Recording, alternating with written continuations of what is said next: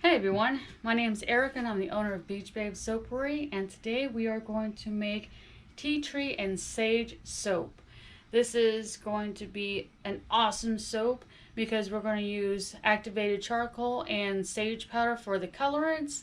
We're going to use tea tree as the essential oil scent, and yeah, I'm actually pretty excited to make this. I've had this plan for a while and now I get to finally make it and show you guys, and here we go. So what we're using today is good old sage powder and activated charcoal. I mixed this with coconut oil already, so it's good to go and it'll blend in really well. All right, everything's down to room temperature. Essentially, these are a little bit warmer, but I'm okay with that because it's only two colors and it's an essential oil that I know is not going to accelerate, so I'll just go with it. Grab a little spatula here. In here, I do have all of my oils and mostly melted. When you melt your oils like this all together, you really don't want to melt them down all the way. You want the, I guess, radiant heat from the other oils to melt down the rest. So while we're waiting for this to cool down, let's just talk about the soap a little bit. I get on Pinterest a lot and I saw quite a few activated charcoal soaps, and it's typically all like that charcoal black gray color, and I'm like, there's gotta be something I can do to kind of, I don't know, jazz it up a little bit. So I started researching different colorants, natural colorants, and I found sage to be really good for skin. Now I'm not making any kind of claims and whatnot, you know, just saying, you know. So I figured coloring half the batch with the sage color and the other half the activated charcoal would make it look absolutely cool. So yeah, I think we're good to go. I do have kaolin clay in my oils already, and bam, ready to go. Let's put this over here so that's not getting knocked over. Got my soapy notes over here. Oh, that tea tree is so... Tea tree is one of those oils you either like it or you don't like it. And I actually like it. I think it's just earthy fresh, I guess. That's the best way I can explain it. I know a lot of people mix it with like eucalyptus or mint or lavender. I mean, you can do really cool combinations with tea tree.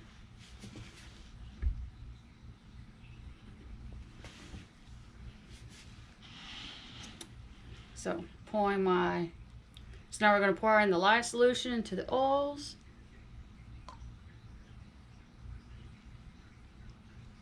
And I'm going to use this container again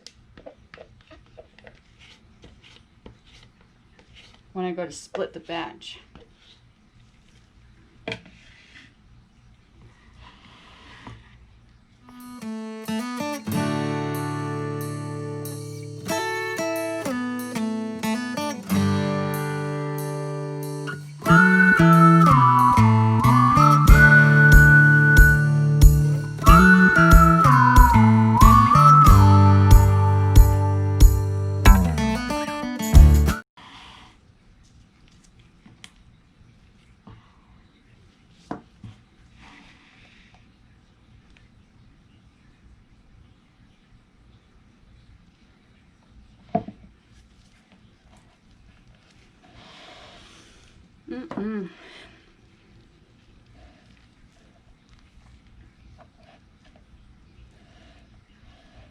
I've always been a big fan of tea tree.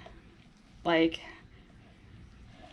I'm not an earthy scent type person, really. I like bakery scents. So I've always kind of steered clear of like patchouli is one of my like, I can't do that one at all. So now that this is all mixed in, the batter's getting a little thick because I did soap a little warmer.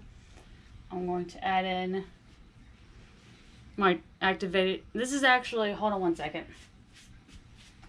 I almost messed up, you guys. What am I doing? What? Activated coconut charcoal from Mad Micas. One of my absolute favorites. Let me show you really quick. Super nice, super fine. Don't sneeze into it or you'll get it everywhere. Don't ask how I know. Okay, so now that the batter is separated, I'm going to add in the colorants. So I'm going to add activated charcoal into this one.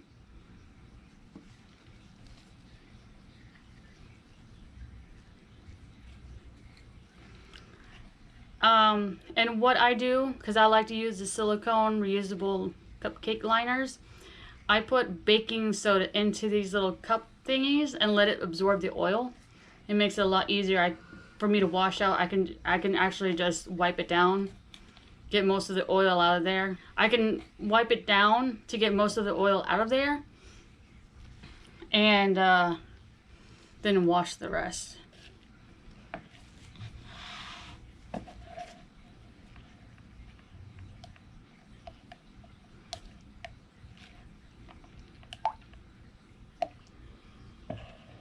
I'll be stick blending that. Let's add in the sage.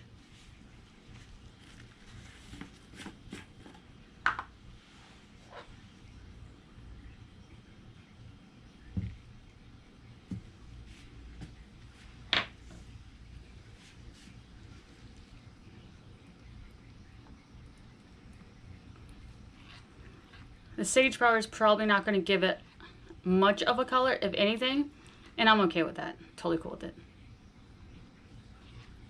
But it will definitely give it that speckly look that is awesome.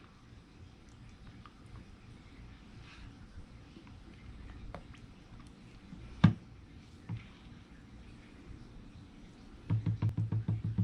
think I'm going to add just a tad bit more sage.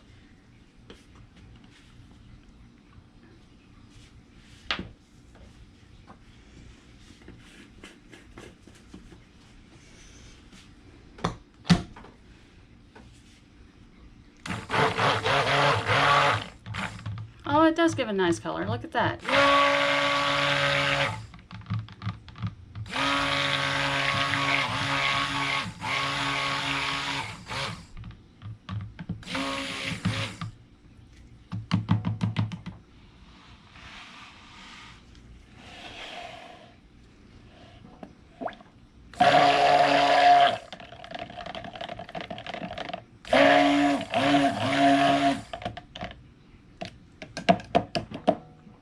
Oh, it's getting to be such a nice thickness. I am excited. Scrape down the side, make sure everything gets incorporated. Down there, please. Thank you. Oh my goodness, guys. I'm so excited. So excited. Oh, I'm so excited for this.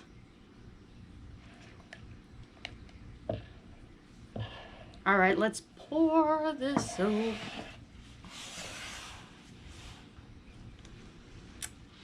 I think I'm going to do a really tall drip. I'm like, what is that word? Okay, tall, like really up high. What I'm going to do is a really up high drop swirl. So it mixes in really good. But since it's nice and thick, it should keep nice and separated.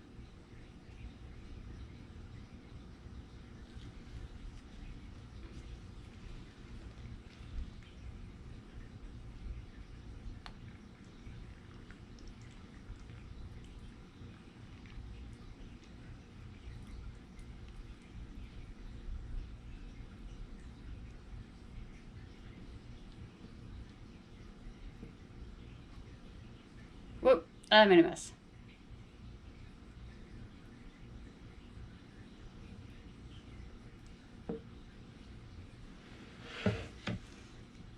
Oh, it smells so good, so good.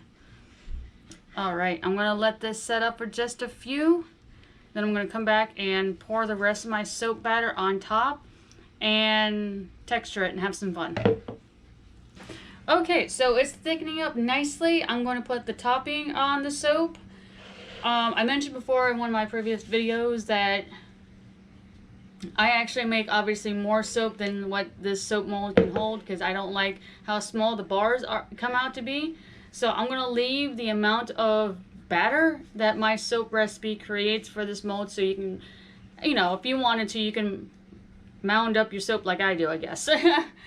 Alright, so let me get my good old spoon here ready. I'm going to take the rest of this, just kind of plop it on top.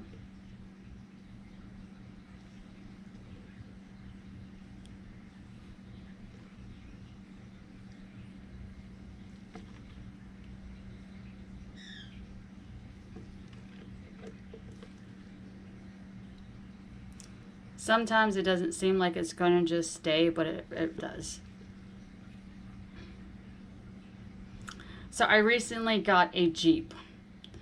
So let me tell you a little bit backstory about my cars. It seems like everything in my life has a story, and that's cool. So here's my story on my Jeep. So I have to start my story off with my Mustang. I have driven nothing but Fords my entire life, and at one point my dad gave me a convertible Mustang. 99 actually, and it was the sweetest car.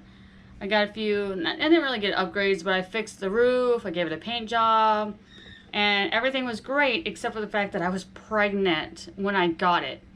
And after 6 months, you know, after I was 6 months pregnant and there was no way of me getting in and out of this car anymore. My belly was huge. So I ended up selling that car and getting a Ford Sports Track, which I loved and I used for 9 years, and that was the longest car I've ever had. So drove that around for a while, and then all of a sudden, because my dad sold my Mustang for me through his mechanic shop, and I was sad to see it go, but I had to let it go, whatever. And then earlier this year, I'm like, I'm really tired of driving the sports truck or the sports track. I want a Mustang back. So, or I wanted a convertible. I really was wanting a Jeep. So, told my dad, I'm like, hey, can you do me a favor and keep an eye out for a Jeep? That'd be great. And he was like, yeah, sure, whatever. And a couple days later, like magic, I swear, my Mustang comes back. The lady sold my Mustang back to my dad. I'm like, no way. This car came back. And it came back with racing stripes, which I'm still a little peeved about, but whatever. So that's all exciting. I got the Mustang back when I'm like, Dad, can you really kind of keep your eye out for a Jeep? I really want a Jeep. I really want a Jeep. I really want a Jeep. So going back to the backstory, I had received my Mustang, the red Mustang, and I had it for like 2 months when I actually had to, you know, sell it because I just couldn't function in it. And then I received the same Mustang, got it back, put in my name and all that, and then all of a sudden, a Jeep comes along. And I'm like, you gotta be kidding me. I've had this history is repeating itself with this car. So I'm like, you know what? No, I'm not giving up the Mustang this time. So now I have 2 cars. And that's pretty cool. Like I'm pretty stoked about it. I'm not a car buff. Like I can't read your like stats and things like that. And I can't join rallies and be like, hey bro, did you hear about that supercharger turbo thing? No, I can join a conversation, but I'm not really all that in depth with it. So, oh, this is still a little runny, but that's okay. I'll clean up the sides later. I actually do want it to fall to the side because I don't want to look like I just added the topping on there.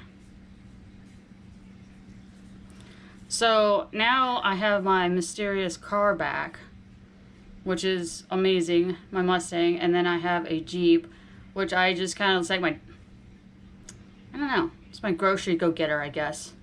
But I have to be by myself because I don't have the back seat in it right now, so. But that's my car story. I'm trying to texture this just a little bit. Yeah, there's my phone.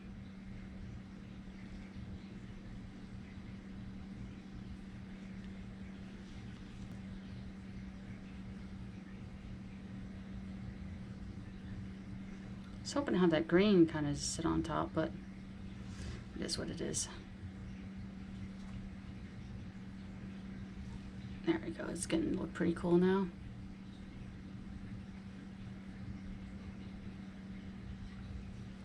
Ta-da! Here is the finished product, and I'm really excited. I can't wait to cut this. I just want to make sure it's nice and hard before I go to cut this, and yeah, I'll bring you guys back for the cut of this soap. Alright guys, if you like this video, please give it a big old thumbs up, subscribe to my channel, leave a comment. That'll all be great. You know, that'll be super awesome for you guys to do. It really helps out this little soap maker on YouTube trying to make her way to become, you know, maybe famous. I don't know, one day I'll be a star on YouTube. Or I'll just keep making videos, which I'll do anyways. So anyways, see you guys later.